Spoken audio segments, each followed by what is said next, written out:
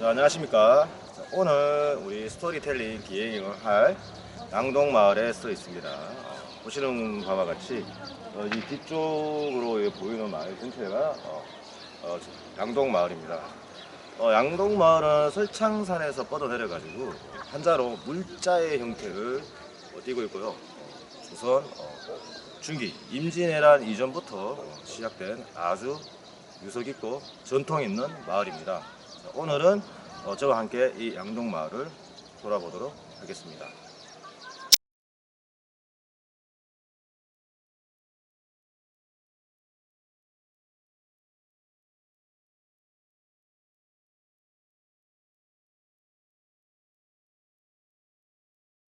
네, 지금 이 뒤쪽으로 보이는 이 건물이 서백당입니다. 서백당이고요. 양동마을 자체를 우리는 처가마을이라고 그러는데 최초에 이광호 선생이 있었습니다. 그래서 요복화 선생께서 장가를 이 양동마을에 들어가지고 처가살이를 했고 또 무남 동료 외동딸을 뒀습니다. 그래서 양민공 선소 선생께서 유복화 무남 동료 외동딸과 결혼을 하여 양동마을에 정착을 하게 된 것이 손씨의 최초입니다. 그리고 아들을 두 명을 두셨는데 백돈 선생과 중동 선생입니다. 백돈 선생님은 아들이 없었고 중돈 선생님은 아들이 있어서 손씨의 종통을 이어갑니다. 그리고 손소 선생님의 칠남매 중 장녀에게 여주 이씨들이 장가를 들게 됩니다. 또 여주 이씨들이 장가를 들어서 이곳 양동마을에 정착하게 되면서 월성 손씨와 여주 이씨가 공존을 하면서 지금까지 내려오게 된 것입니다. 자, 이곳은 서백당은 월성 손씨들의 종택입니다. 여기 보시면 서백당이고 그 다음에 저 서백당과 뒤쪽에 따뜻한 담장이 아주 특색을 이루고 있습니다. 그래서 저 공간은 사실상 마음과 열을 가르는 그런 공간이 되겠습니다. 손님이 오시거나 그럴 때 뒤쪽에서 해서 요 담능으로 넘겨 주었다고 합니다. 그리고 이 서백당은 손씨의 종택인데요. 나라를 크게 빛낼 인물이 3명이 나올 거라고 합니다. 그래서 지금까지는 2명이 나왔고요. 우제 손중동 선생, 그 다음에 해제 이원적 선생 이렇게 나왔고, 그 다음에 이제 1명이 나오지 않아서 1명이 아직 남았다라고 이렇게 이야기를 하고 있습니다. 그래서 예전에는 아이를 낳을 때 자기 친정에 가서 몸을 풀었는데요. 그 이후에 여기는 손씨의 집이니까 시집을 간 손씨의 딸이 몸을 풀러 오면 멀리서 보고 쫓아내었다고 그랬습니다.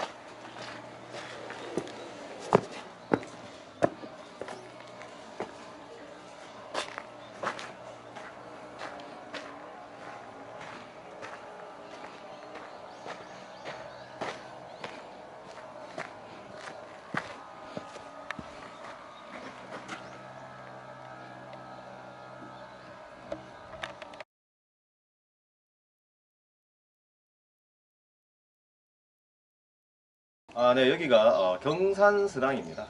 여러분들이 알고 있는 그 서당과 똑같은 곳입니다. 저 안쪽으로 한번 들어가 보겠습니다.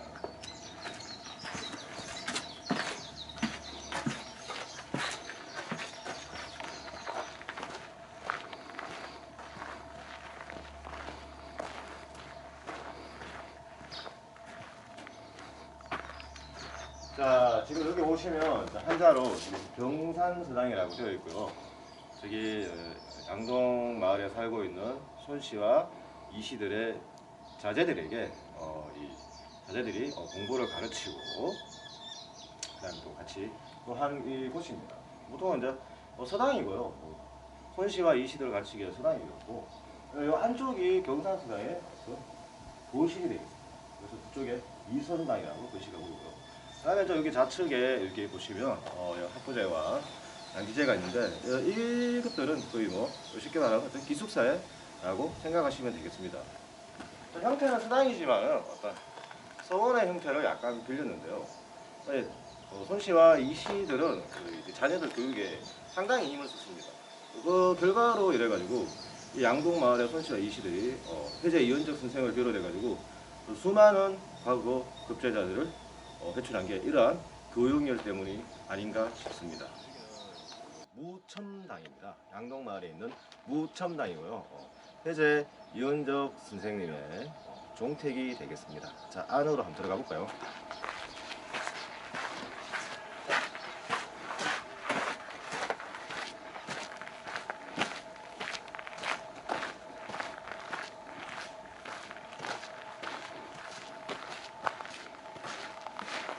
자, 여기 보시면 저기 집이 있고요.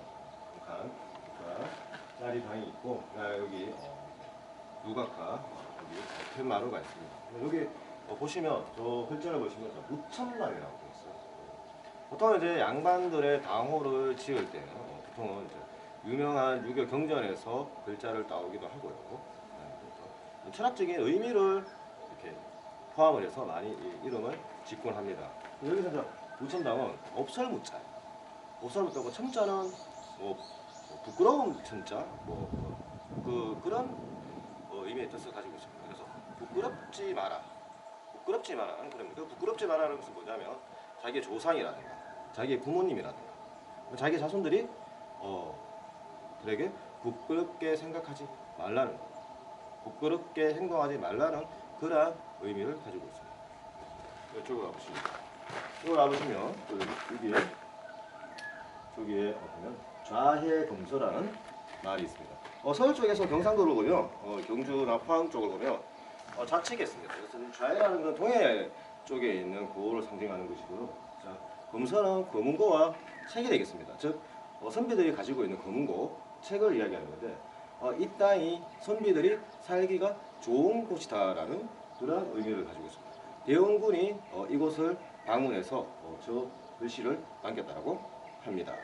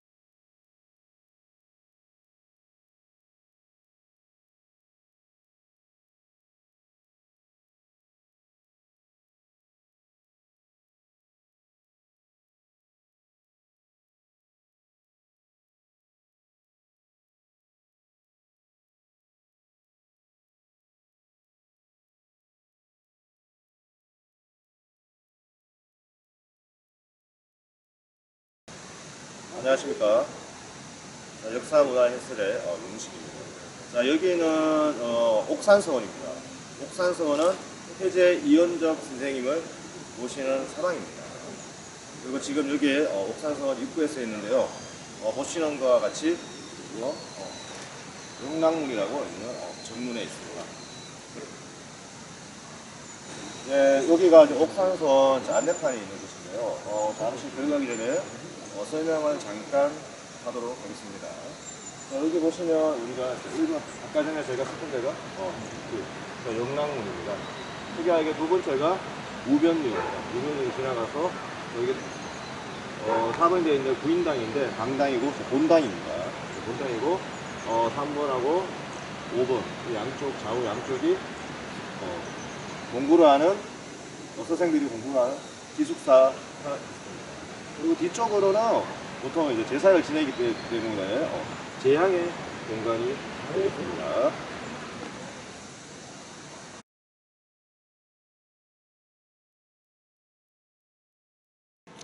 네, 제 뒤로 보이는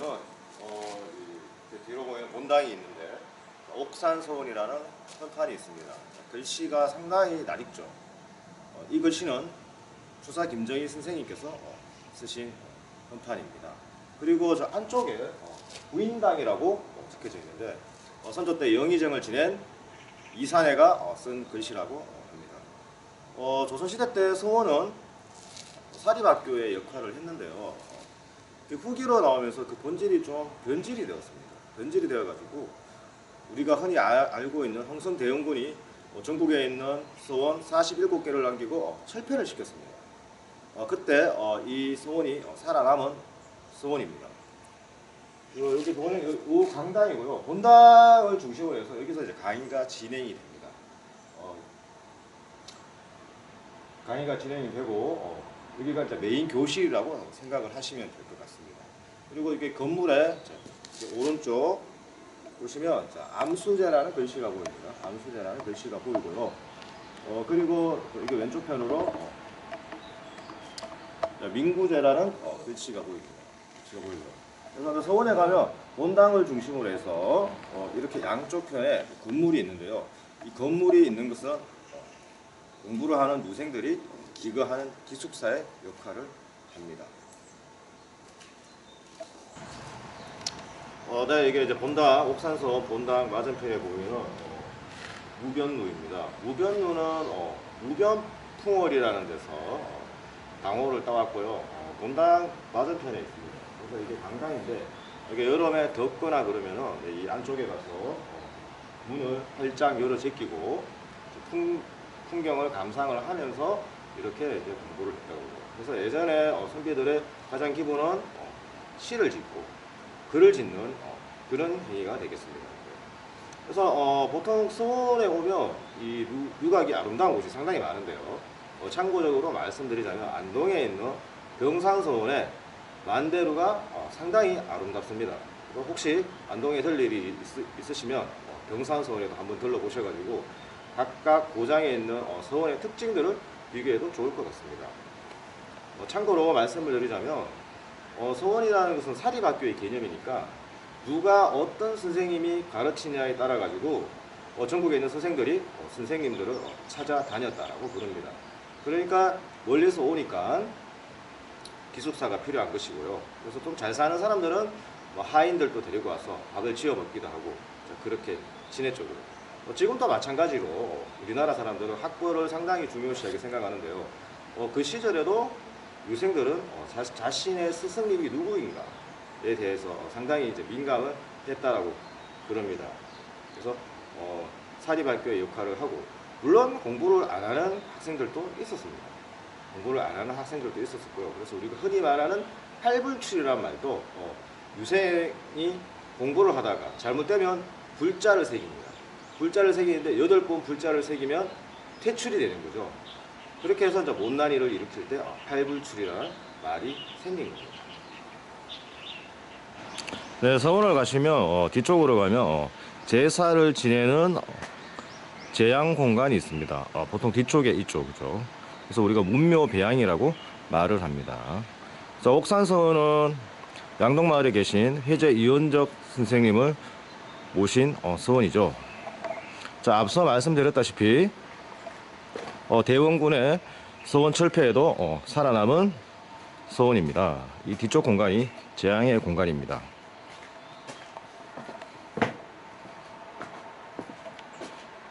그죠? 자, 여기는 관계자 외에 들어갈 수가 없는 공간이고 엄숙한 공간입니다.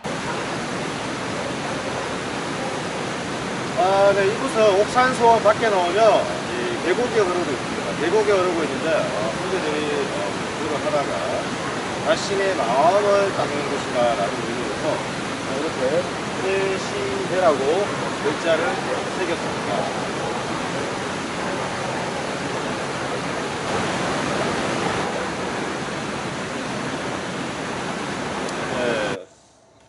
옥산서원에서 조금만 올라오면 저기 동락당이라는 옛날 고주택이 있습니다.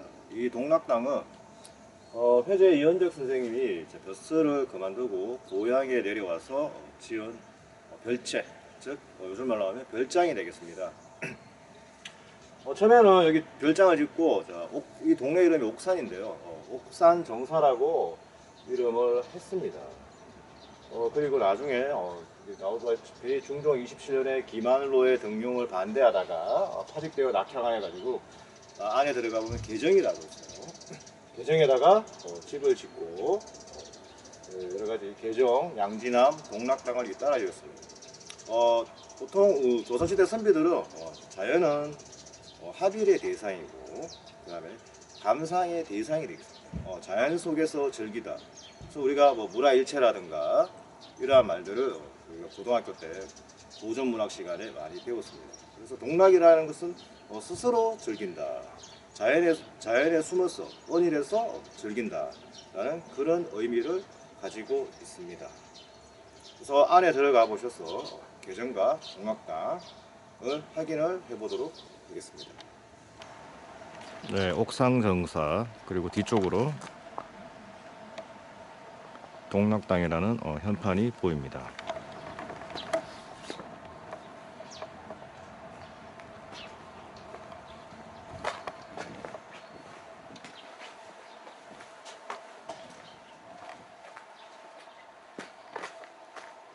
동락당은 아직도 후손이 살고 있는 곳입니다.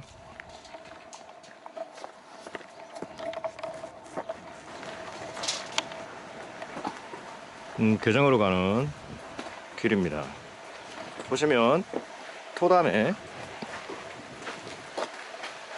문살을 넣었습니다. 토담에 나무로 문살, 즉 창을 넣어 가지고 밖을 볼 수 있도록 하였습니다. 즉 이 뒤로 돌아가면은 아름다운 계곡이 나타나는데요. 동락의 의미를 담아서 혼자만 즐기겠다 그런 욕심이 있었는지도 모르겠습니다. 안으로 들어오면 자 여기가 개정입니다. 그냥 집 내부 공간에서 정자처럼 보이지는 않습니다. 저게 양지남이고요. 자 여기가 개정입니다.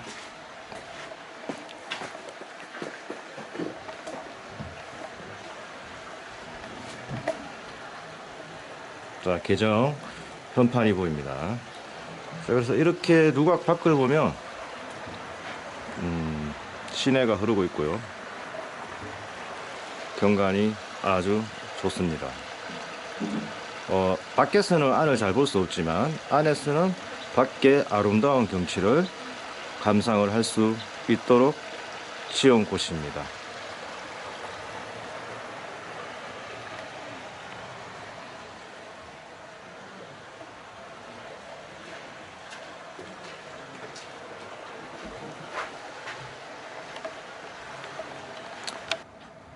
한국 건축에서 옛날 집 들어오면 좌측 우측이 담벼락입니다. 그래서 한번 이 담벼락이 소개된 적도 있습니다. 그래서 이게 참 아름다운 길이라고 할 수 있는데요. 집 안쪽에 이렇게 좌측 우측으로 담을 설치해서 이 길로 나가면은 시내가가 나오게 됩니다. 숨은 공간이 드러나게 되는 것이죠. 숨은 공간이. 자, 이게 뒤쪽에서 보이는 풍경이 개정의 풍경입니다. 아까 전에 개정 안에서 밖을 봤다면 지금은 밖에서 개정을 보는 풍경입니다. 이 계곡이 은일의 공간이 되겠습니다.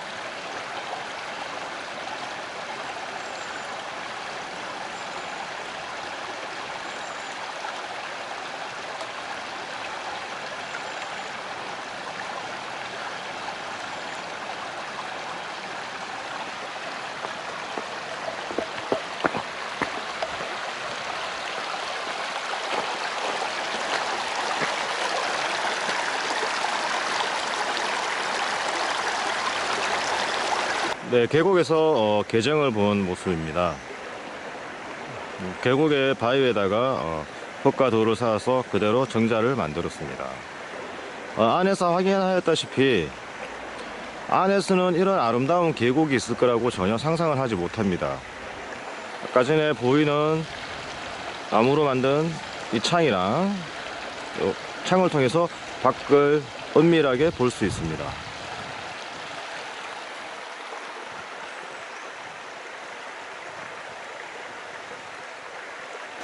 네, 동락당 어떻습니까? 상당히 아름다운 곳이에요. 잘 와보기가 힘든 곳이기도 합니다.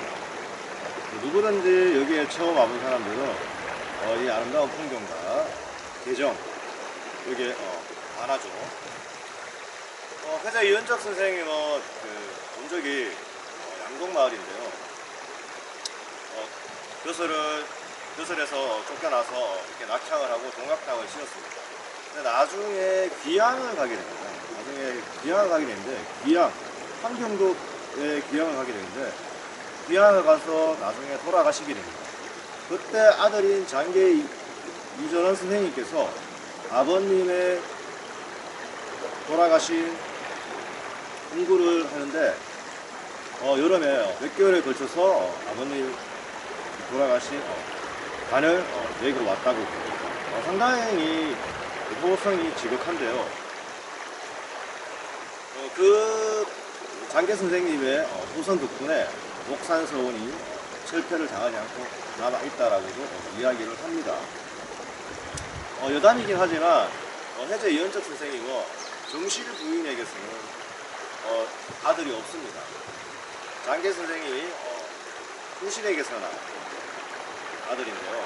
그래서 이런 말들을 하죠. 양동마을에 있는 유천당은 법적인 종택이고 여기는 핏줄로 종택이다, 이런 이야기도 합니다.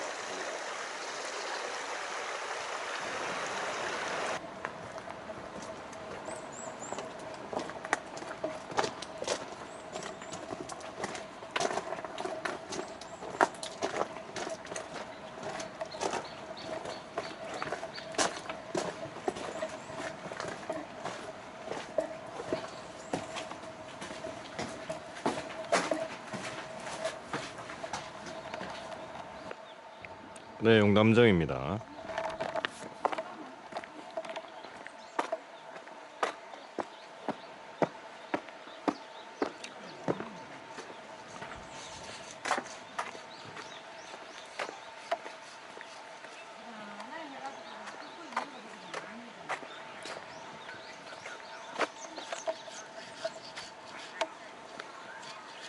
수은 최재우 선생님 동상입니다.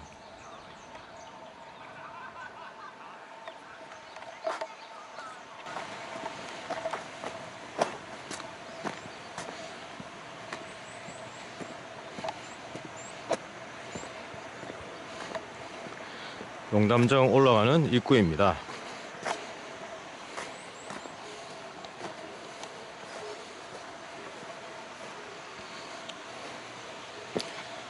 네, 이곳이 용담정 올라가는 입구인데요. 용담정은 한자에서 보다시피 정자입니다. 최재우 선생님께서 덕도하신 후 하늘님으로부터 무극대도를 받아 동학을 창시하셨죠. 그래서 천도교 성지입니다. 천도교 제1의 성지예요. 흔히 우리가 관광지로 인식을 하는데 관광지가 아니라 천도교에 제일 가는 성지입니다. 네, 입구에서 한 5분 정도 걸어 올라오면 포도교가 보이고 용담교가 보이고 지금 보이는 정자가 용담정입니다.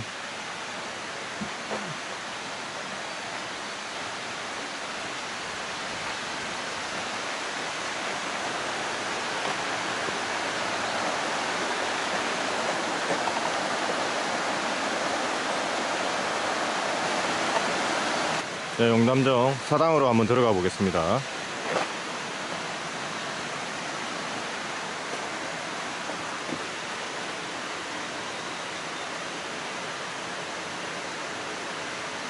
네, 동학을 창시하신 최재우 선생님, 즉 천도교에서는 최재우 신사님이라고 합니다. 네, 여기가 용담정이고요. 자, 이 용담정은 최근에 다시 지어진 건물입니다. 자, 이따가 이쪽으로 올라가시면 예전 건물이 나옵니다. 자, 이것은 최재우 신사님, 즉 최재우 선생님께서 큰 깨달음을 얻으신 곳입니다. 큰 깨달음, 흔히 하는 말로 우리가 이제 대각이라고 그러죠. 대각이라고 합니다. 그래서 최재우 선생님께서는 모든 사물이 하늘을 모시고 있다. 즉 천도교에서는 하느님을 하늘이라고 그러죠. 사람뿐만이 아니라 모든 사람들이 하느님을 모시고 있다. 그다음에 또 사람을 하느님, 하늘처럼 생각하라. 그다음에 또 모든 사람이 곧 하늘이다. 즉 우리가 알고 있는 인내천이죠. 이 세 가지 사상을 바탕으로 해서 큰 깨달음을 얻었죠. 무급궤도라고. 그렇게 해서 천도교를 창시를 하셨습니다. 그때 당시에 사람이 곧 하늘이다라는 그 인간 존중 사상은 상당히 파격적인 결과라고 할 수 있습니다. 그러니까 일반 사람들이 모두가 다 귀하다, 하늘 보듯이 봐야 된다 그러니까 이 동학의 교세가 점점점 확장이 되죠. 원래 농사가 잘 되는 곳일수록 수탈이 많이 되는 지역입니다. 그러니까 전라도 쪽에서 이 동학이 아주 급격하게 확대가 되는 거죠. 그래서 우리가 알고 있는 동학농민운동도 이때 벌어지고 싶습니다. 이렇게 보니까 조정에서는 이 동학을 좋게 볼 리가 없죠. 그래서 최재우로 흑세운 백성들을 혹하게 시킨다. 그렇게 해서 최재우를 잡아들이게 됩니다. 그리고 이제 최재우 선생님께서 돌아가시고 2대 최시영 선생, 그 다음에 3대 손병인 선생으로까지 도통이 이어지게 됩니다. 그래서 이제 손병인 선생님은 민족 독립운동가 33인 중에 한 분이신데 이때 동학이라는 이름을 천도교로 이름을 바꾸게 됩니다. 우리가 흔히 아는 소파 방정환 선생이 있습니다. 소파 방정환 선생님이 어린이날을 만들었는데요. 방정환 선생님은 손병인 선생님의 사위예요. 그래서 즉 물타, 어린아이는 때리지 마라. 즉 매를 대지 마라. 꼬치르라도 때리지 마라. 그래서 물타 정신. 그래서 최초로 어린이날을 만들게 된 겁니다. 이것 또한 어린이도 어른과 똑같이 인간 존중을 받아야 된다. 이런 의미입니다. 최초로 어린이가 존엄하다는 것, 어른과 똑같이 존엄하다는 것을 천도교에서 내세우는 것이고. 자, 그럼 저 위쪽으로 한번 올라가 보도록 하겠습니다.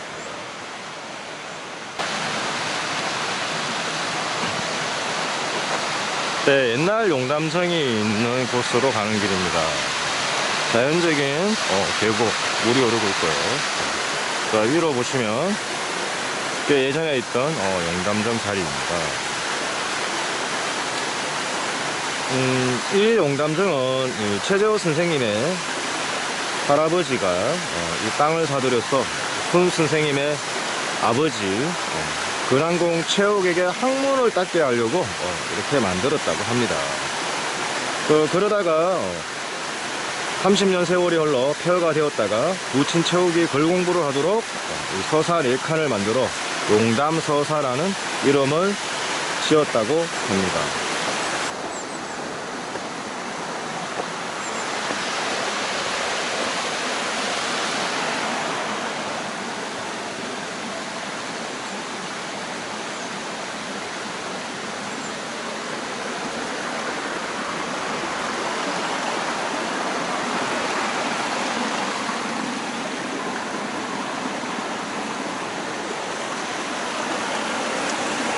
그 이후 최재우 선생님의 제가 댁이 의산인데요. 일찍 결혼하셔서 의산에 있다가 이곳 용담정으로 와서 공부를 하게 됩니다.